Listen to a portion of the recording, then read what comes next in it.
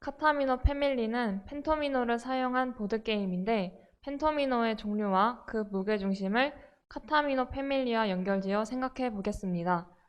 저는 을지중학교 수학교사 송하영입니다. 카타미노 패밀리는 초등학교 1학년부터 중학교 3학년까지 권장하는 게임이고 무게중심과 경우의 수와 연계할 수 있습니다. 게임은 2명이서 대결을 하는 게임이고 한 번 하는데 15분 정도 걸립니다. 이제 카타미노 패밀리를 하는 방법을 영상으로 보겠습니다.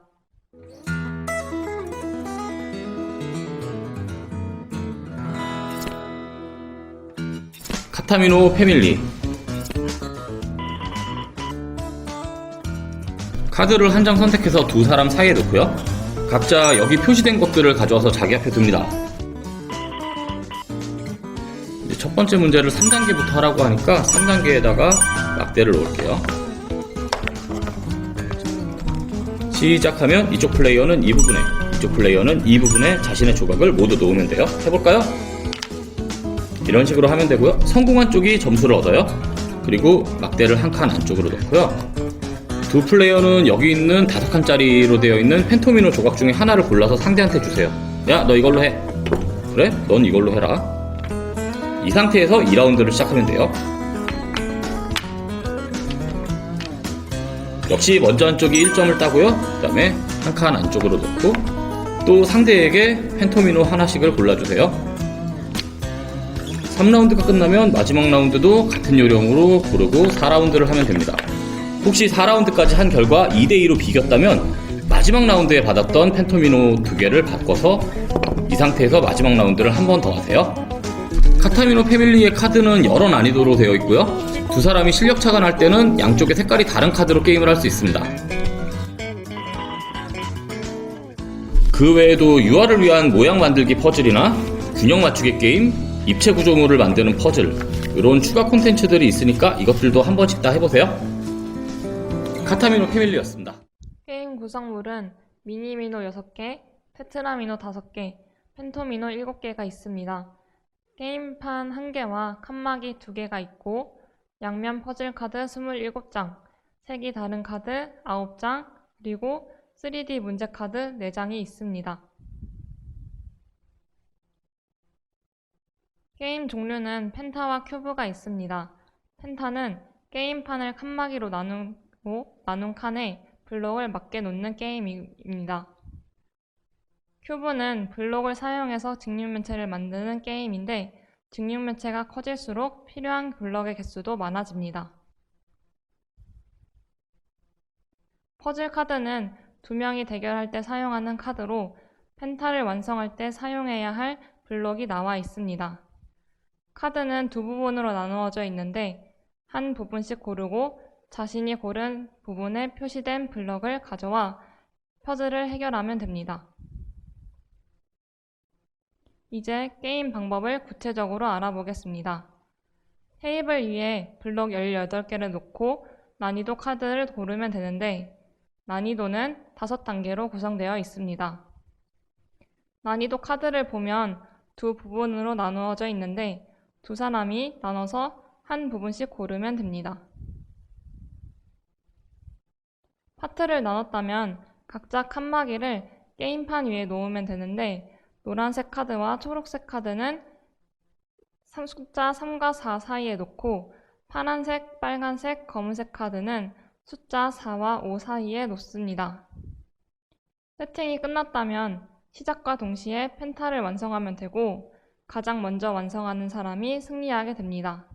이제 칸막이를 앞쪽으로 한 칸 옮기고 남은 펜토미노 블럭 중에 하나를 골라 상대방에게 주면 됩니다. 다시 시작과 동시에 펜타를 완성하면 되고 이번에도 마찬가지로 먼저 완성한 사람이 이깁니다. 이렇게 게임을 반복해서 하면 되는데 마지막 단계에서는 6과 7 사이에 한 개의 칸막이만 놓습니다. 마지막 단계가 끝날 때 더 많이 이긴 사람이 최종적으로 승리합니다. 만약 동점이라면 마지막 단계에서 받았던 펜토미노를 서로 바꿔서 다시 경기를 하고 그 대결에서 이긴 사람이 최종적으로 승리하게 됩니다. 카타미노 패밀리에는 펜타 외에도 모양 만들기, 균형 맞추기 게임, 3D 구조 만들기, 3D 퍼즐 문제를 추가적으로 할 수 있습니다. 그럼 카타미노 패밀리를 해볼까요? 이번에는 카타미노 패밀리를 수학적으로 분석해 봅시다. 폴리오미노는 크기와 같은 정사각형들을 변이 맞닿게 붙여 하나로 이어 만든 평면입니다. 정사각형의 개수에 따라 모노미노, 도미노, 트리오미노, 테트라미노, 펜토미노 등으로 나눌 수 있습니다. 모노미노와 도미노는 각각 한 가지이고 트리오미노는 두 가지, 테트로미노는 5가지인데 정사각형 5개로 이루어진 폴리오미노인 펜토미노는 총 몇 가지일까요? 잠시 후에 구해봅시다. 카타미노 패밀리에서 단계를 올릴 때마다 남은 펜토미노 중에 하나를 상대방에게 줍니다. 이때 미니미노나 테트로미노가 아니라 펜토미노를 주는 이유는 무엇일까요? 펜토미노 말고 미니미노나 테트라미노를 주면 안 될까요? 그 이유를 생각해 봅시다. 막대를 한 칸 앞으로 옮기면 5칸이 새로 생깁니다. 한 칸의 넓이를 1이라고 하면 총 넓이는 5가 증가하기 때문에 직사각형을 모두 채우려면 넓이가 5인 블록인 펜토미노가 필요합니다. 그래서 단계를 올릴 때 여러 블록 중에 펜토미노를 추가하는 것입니다. 이제 펜토미노의 종류와 개수를 구해볼까요? 그리고 펜토미노의 종류를 구할 때 효율적으로 구할 수 있는 방법이 무엇인지 생각해 봅시다.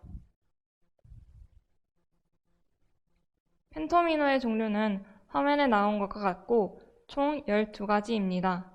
알파벳으로 표현하면 F, I, L, N, P, T, U, V, W, X, Y, G라고 나타낼 수 있습니다. 펜토미노를 무턱대고 구한다면 중복하는 것도 있을 수 있고 빠뜨리는 것도 있을 수 있습니다. 그래서 계획적으로 종류를 찾는 것이 중요한데 가장 기본적인 모양을 먼저 생각하고 블럭을 한 조각씩 이동시켜 새로운 모양을 찾습니다. 다음으로 회전시키거나 대칭시켰을 때 같은 모양인 것을 제거한다면 중복되는 것도 없고 빠뜨리는 것도 없이 펜토미노의 종류를 모두 구할 수 있을 것입니다. 카타미노 패밀리에는 균형 맞추기 게임도 할 수 있습니다. 균형을 맞출 때는 무게중심을 잘 잡아야 하는데 무게중심이란 물체의 종류에 관계없이 그 부분에 실을 매달았을 때 물체가 균형을 이루는 내부의 한 점입니다. 평면 도형 중에 가장 기본적인 도형인 삼각형의 무게중심은 삼각형의 세 중선이 만나는 점을 말합니다. 그러면 삼각형이 아니라 다른 평면 도형의 무게중심은 어떻게 구할까요? 아르키메데스 보조정리에 따르면 어떤 도형 x를 삼각형이나 직사각형으로 나누면 도형 x의 무게중심은 두 도형의 무게중심을 이은 선 위에 있다 라고 합니다. 오른쪽 그림을 예로 들어 무게중심의 좌표를 찾아보겠습니다. 격자 한 칸의 질량을 1이라고 가정하고 무게중심의 x좌표를 구해보면 각 x좌표 라인에 있는 격자의 도형의 질량을 구한 후 그 평균값을 구하면 됩니다. x가 1일 때의 격자는 3칸이므로 첫 번째 세로줄에 있는 질량은 1 곱하기 3이 되어 3입니다. x가 2일 때의 격자는 2칸이고 두 번째 세로줄에서의 질량은 2 곱하기 2가 되어 4입니다. 이런 방법으로 세로줄의 질량의 합을 구하고 그 값을 격자의 개수로 나누면 무게중심의 좌표는 x좌표는 4가 됩니다. 비슷한 방법에 의해서 무게중심의 y좌표를 구하면 3.5가 나옵니다. 따라서 주어진 도형의 무게중심의 좌표는 4,3.5입니다. 이제 다양한 펜토미노의 무게중심을 구해볼까요? 화면에 나와 있는 펜토미노의 무게중심의 좌표는 무엇일까요? 아르키메데스 보조 정리를 이용하여 구하면 첫 번째 펜토미노의 무게중심의 좌표는 2,1.6이고 두 번째 펜토미노의 무게중심의 좌표는 1.4,1.8입니다. 다른 펜토미노의 무게중심의 좌표를 구해보고 그것을 활용하여 균형 맞추기 게임으로 다양한 도형을 만들어 보면 좋을 것 같습니다. 지금까지 분석한 내용을 바탕으로 해서 펜토미노 게임을 다시 해봅시다. 균형 맞추기 게임을 할 때도 블럭의 무게중심을 잘 생각해서 게임을 해봅시다. 감사합니다.